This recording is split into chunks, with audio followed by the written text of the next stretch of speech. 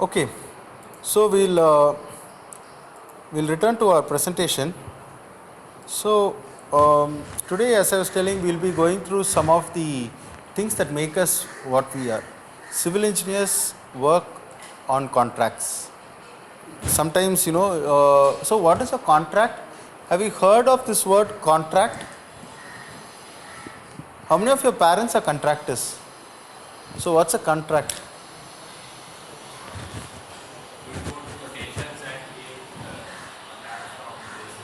We, we? Present some quotations like based on rates on what rates we will be working. Yes. And then the departments seeing the quotations whichever is low and feasible to the department they allot the work. Okay. It's a contract is a form of agreement. Contract is an agreement between two parties. Sorry? Between client and the person who is taking up that job. So who's called as the contractor. Okay. So life works on contracts in so many ways. Sometimes it's spoken, sometimes it's unspoken. Marriage itself is like a contract. I don't know if you'll agree with me.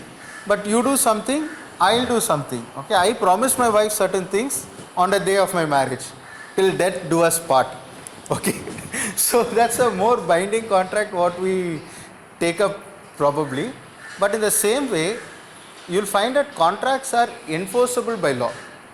If the contract goes bad, that's being enforced by law, including the marriages. Family courts are there. But for civil engineers, we don't go into family courts, we go for special courts earmarked for the purpose. So that is something which you are going to learn.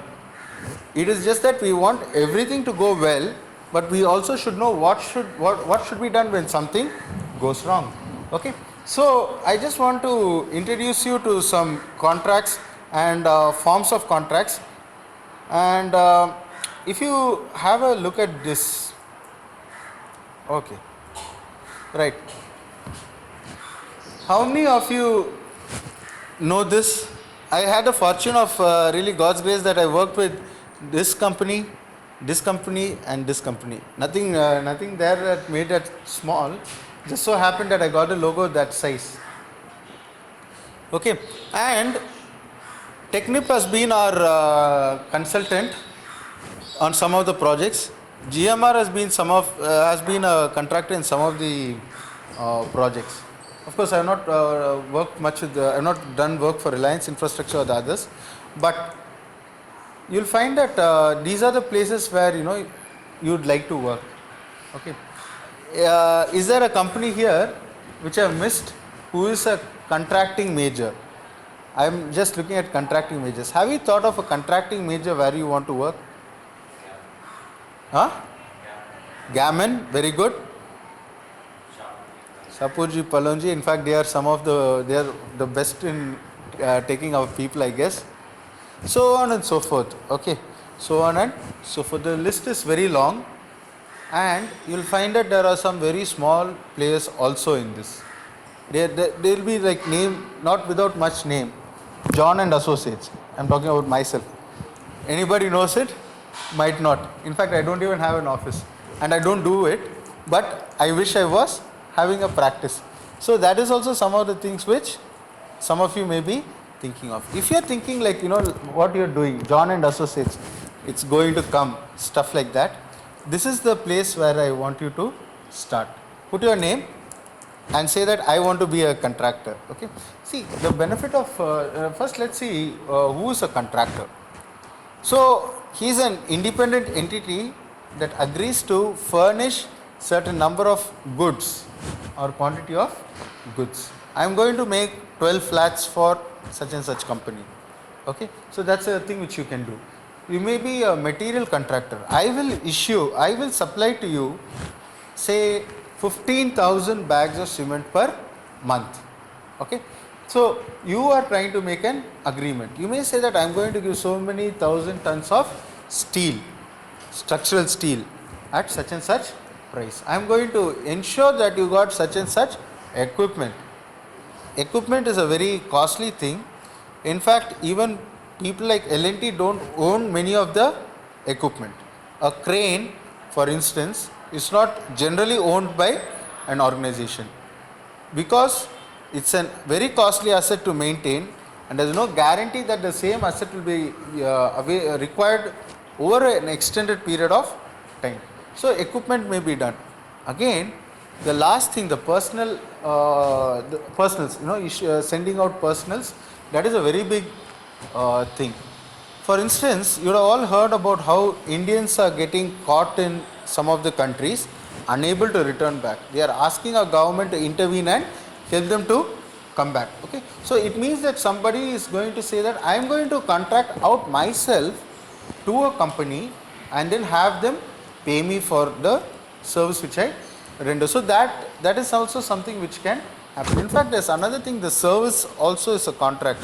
For instance, some of the security guards whom you see in our campus, they are all on a contract. Our organization does not want to take a huge workforce on its roll, so we contract out the services.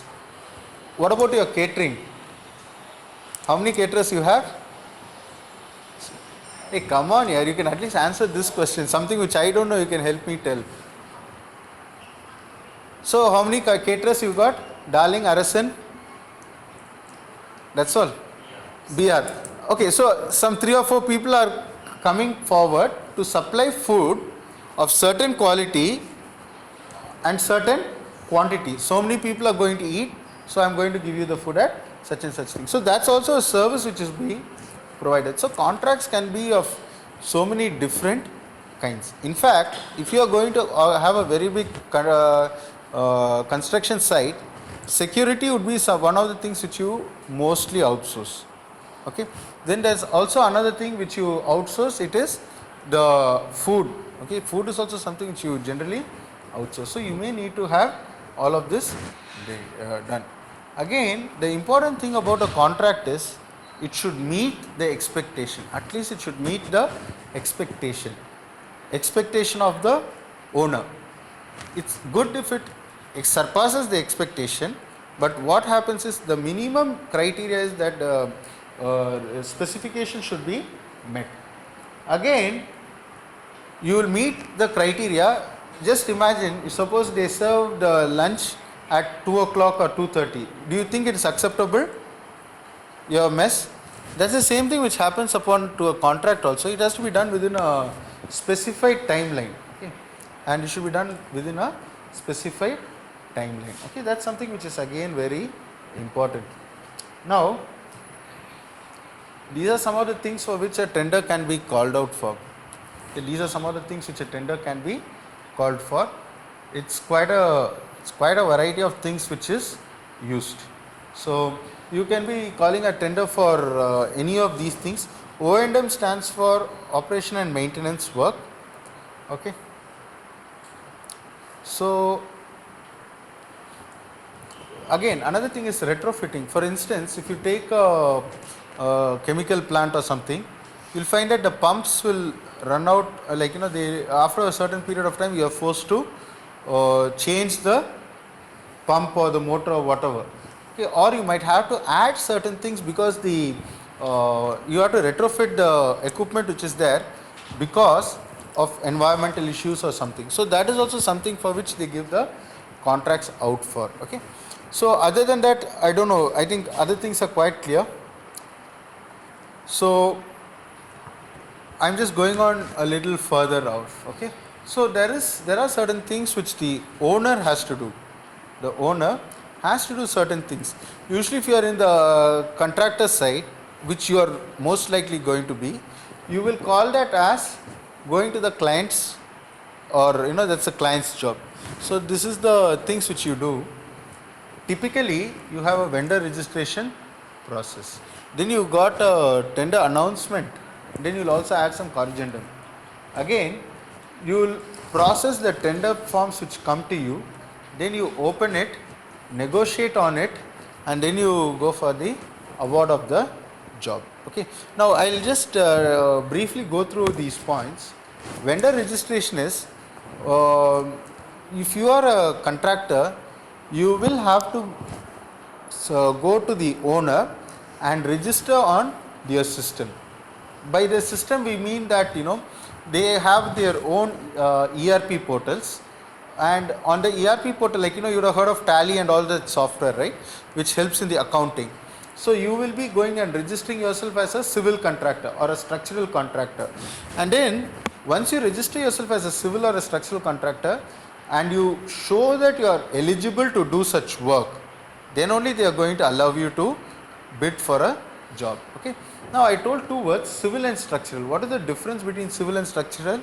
In fact, I was doing that in the morning today. What is civil? What is structural? Any work which you are, okay, structural steel work is whatever you have in foodies, whatever the truss which you have over MB or even over Hex or wherever. So anything which is having structural steel, it's called as structural work. It's called structural work. Whatever else remains, it's all called civil works. Whatever remains is called civil work. So you have to be very specific on where you are registering yourself. Are you a vendor for supplying stationery, or are you a vendor for supplying material, like only structural steel? Any specific thing could be it. So you see what you supply. Okay. And again, another thing is, the process is where the owner first identifies a need. Owner identifies a need, he will do some back calculation. That is, he will do some calculation in the his back office. He will see whether it's really required. See, for instance, the CTS building, behind CTS building, a new building has come up. So before the job is called out for, before they do it, the person will sit and see how much cost it's going to take place. I'm sure that, I don't know, how many of your parents have sat with you and discussed when they bought their house? Your parents have sat and discussed? No. So usually what happens, before they take up the project, they'll have to sit and see how much it's going to cost them, how much they are having the money. There's no point in going and buying a house for 60 lakhs when you know you cannot get more than 30 lakhs. Okay? So that's what we mean by it. So the person sits and works and sees whether he is going to be able to do the job. Okay, so then after everything is done, they'll announce the tender in the newspaper. You will be able to see this in all of our Hindu, and almost all the newspapers carry notice for tender. So it will be sometimes just a short thing which says, we want certain job done. Those who are willing, please visit this website. Or it may be even much more detailed. Okay. And after you announce a tender, sometimes you have a second thought and say, yes, I want something added to it. Please don't make yellow paint, put pink paint all over. So that is something which you put it as a corrigendum, something which you add as an addition. Okay. Then once we put the tender across, 5 or 6 of the people would have come and they would be telling, this is the price at which we are working. So they'll all be standardized. They'll all be put one what we call as an apple to apple comparison. What is this? It means that if suppose somebody is saying I am using M35 lightweight concrete, it is not the same as M30 normal concrete, because you are using lightweight concrete, your foundation, everything is becoming lighter, your beam is becoming lighter, all your sections are reducing in size. So, but there is a component that increases the cost, but then the overall picture is not the same. So they will work out a mechanism by which they are able to bring all the players onto the same platform. Typically what happens is, if you take a industrial project, the mechanical, the electrical and other players, HVAC for instance, heating, ventilation and air conditioning, these people will have the cost much higher, because the equipment and process cost is much higher than the civil and structural works which we quote for. Okay. So what happens is, one person might have a superior process. For instance, in a transfer tower, that is in a conveyor belt system, the place where the conveyor changes direction is called a transfer tower. Typically you will have a motor, you will have a drive assembly to make the belt move. If you take a multi-phase motor, like a 3-phase motor, the size of the motor is very small when compared to a single phase motor which is very, very large. So what happens is, when you are having a single phase motor, your structural building becomes very big, footprint becomes very big because the motor is very large. On the other hand, the cost of the motor is very cheap. A three-phase motor is much more costly than a single-phase motor. The control system for a three-phase motor is much higher than a single-phase motor. So you see, two parts are there in the contract. One is because of electrical and the equipment, you are reducing the size of the building. But on the other hand, the other costs go up. So how is it that we are going to be able to work out on the cost? So this is where the tender form processing comes into picture. The technical part should be evaluated. Okay. Guys, I can hear you. Okay. Please don't make me outshout you. Okay. Thank you. So this is what we call as the tender form processing. Okay. And then there is something called opening. This could be it could be after opening. Sometimes the system automatically does the processing. So because all this stuff is now uploaded online, very few people are still accepting the paper contract. So this step is this way or that way. Then there is negotiation. Whenever you are going for a product, especially Tanay will know purchase. You've done some purchase work, right, in VIT? Yes. Yeah. So when you go, you will find that the purchase office will have such a nice mechanism for bargaining. They'll bargain, and sometimes they'll reduce the cost till 25% in many of the cases. Okay. Of course, maybe I don't know about your case, but many of the purchases which you get for the department, you will find that they are able to do a very good job in negotiation. So also, like both the parties, both the contractor as well as the owner will have people for the negotiation part. The contractor has to give some and take some. Then only you actually get it done. And then the lowest person may get the person with the lowest price may get the job. Now the thing is, he is quoting the lowest job, giving the specification and quality. The quality he cannot compromise. The quality is fixed. The specifications are the same. This tender form processing, essentially, you go about ensuring that all the technical requirements of the project are satisfied. Nothing is there which is just open or kept in the air. Okay. So once you do all of this, you are in a very good position for going about the contract. Okay. Now there are two places where we can be. We can be the contractors, or you may be in the side of the owner. You will be in a position to screw up the contractors, see whether the terms of the contract are being fulfilled. Okay. So a civil engineer can fit in both the places. Okay. Now I am going to open a tender document to you. So yeah. For instance, tenderwizard.com is one of the websites which publishes tenders. So you can see the number of agencies for which the site caters.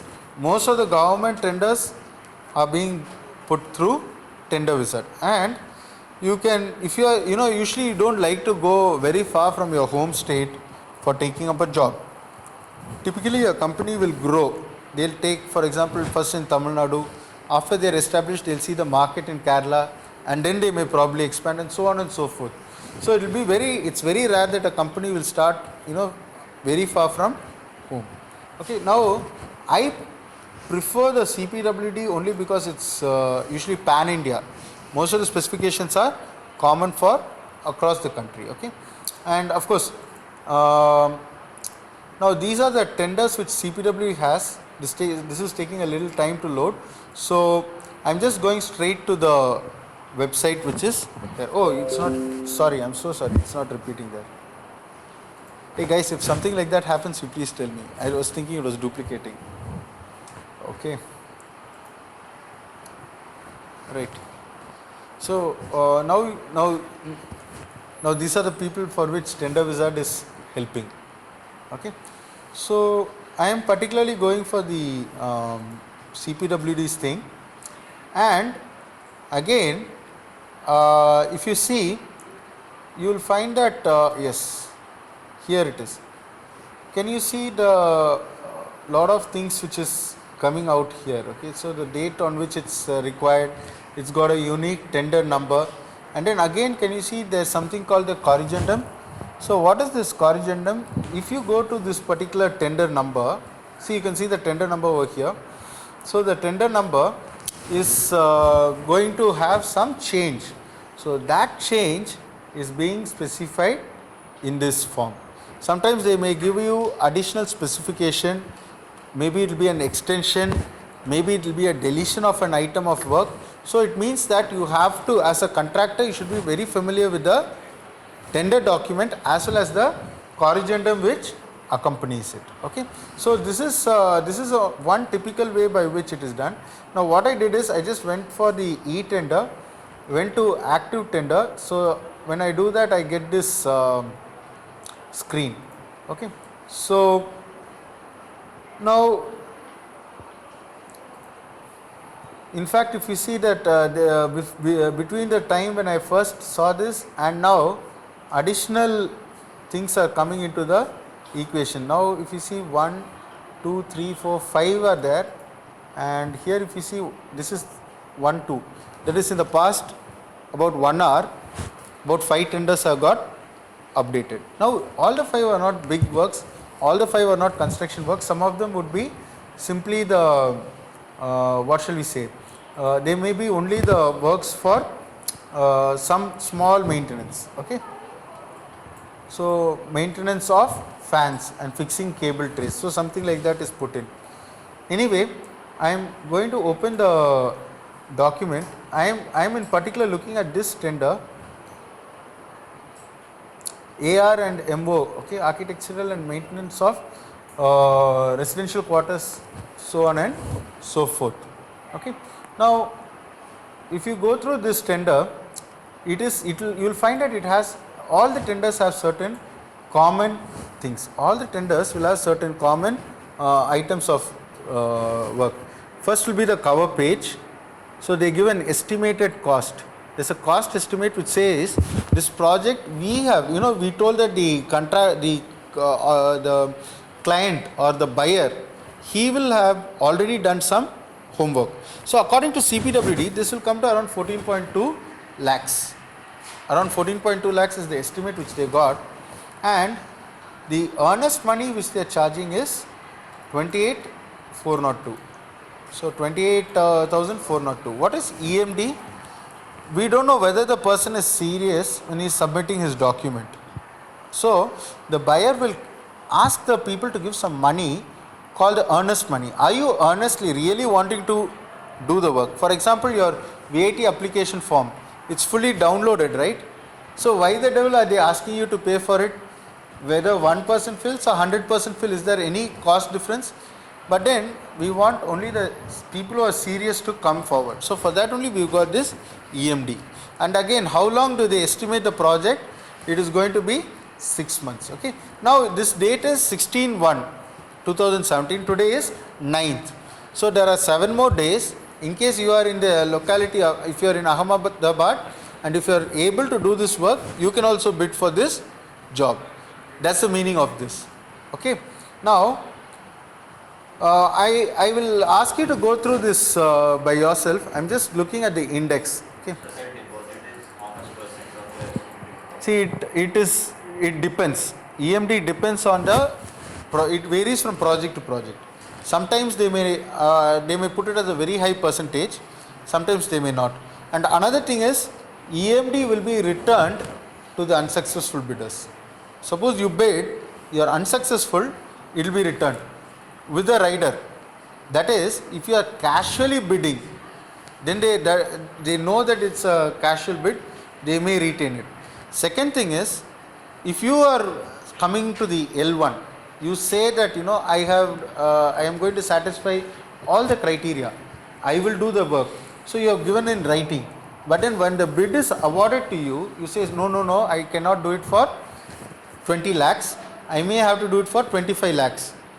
That time what they'll do is, they'll retain the EMD, they may have to go for a fresh tender. Okay, so that is the thing about EMD. Okay, probably I should have gone through it a little more. So you will find that most of the things are quite self-explanatory.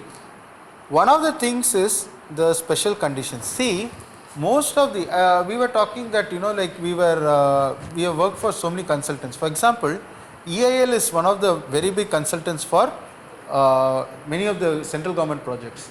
Engineers India Limited. So what happens with Engineers India? These people they have standardized everything right to the screw for a door. So lamp post, you name it, bathroom fixtures, everything is standardized. So they just dump a huge document to you, say go through it. If you say I have a doubt, they'll say no, that is there. In fact, it will be there. Only thing is it will be so voluminous that you may not be able to locate it in the short period of time. Okay, so those are all what we call as as a very general specification. Then they'll have very special conditions which will be applicable only for that project. Typically, if you go to any army installation, you will find that many of the things are standardized. The way the gate is placed, the way the barbed wire is kept, the way the lights are fixed, all of them are standardized. So then what will happen is, if suppose it's in Kashmir, they may have some specific requirements. In Rajasthan, they may have a different requirement. So those will come under special conditions. Special conditions can also need not only be technical, they may also be related to the financial aspects.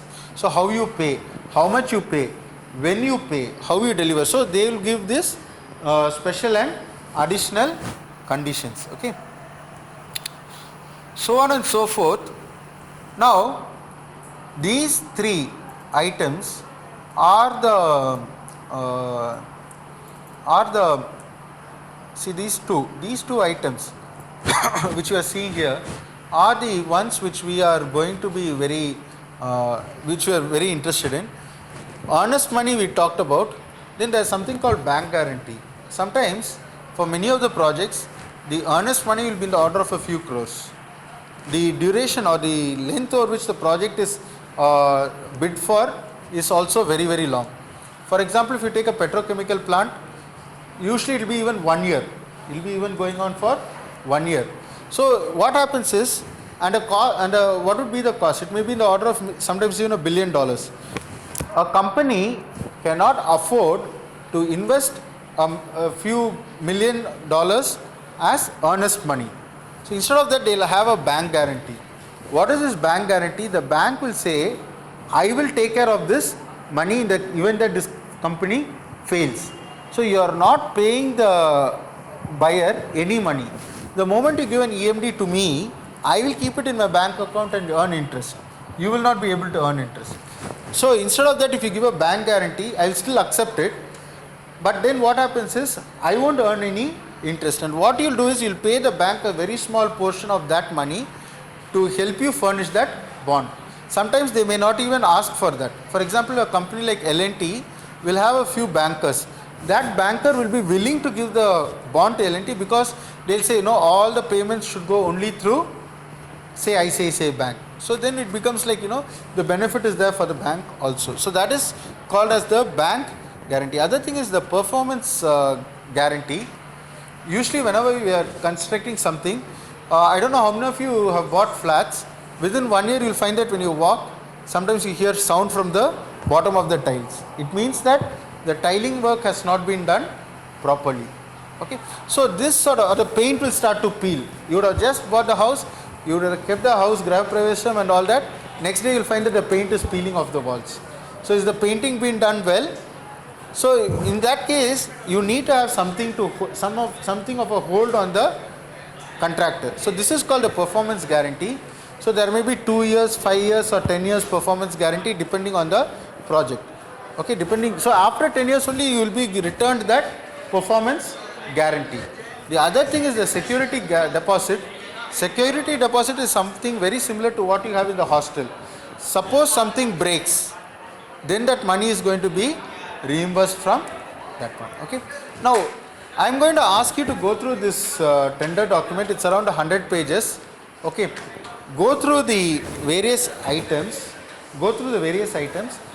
and when you read it, you will understand much more than what it is when it's told. Okay, so we will have a quiz based on this online quiz, of course, not in the classroom. So when can we have it? Don't put it 1 month from now. 2 days or 3 days is the thing which I am looking at.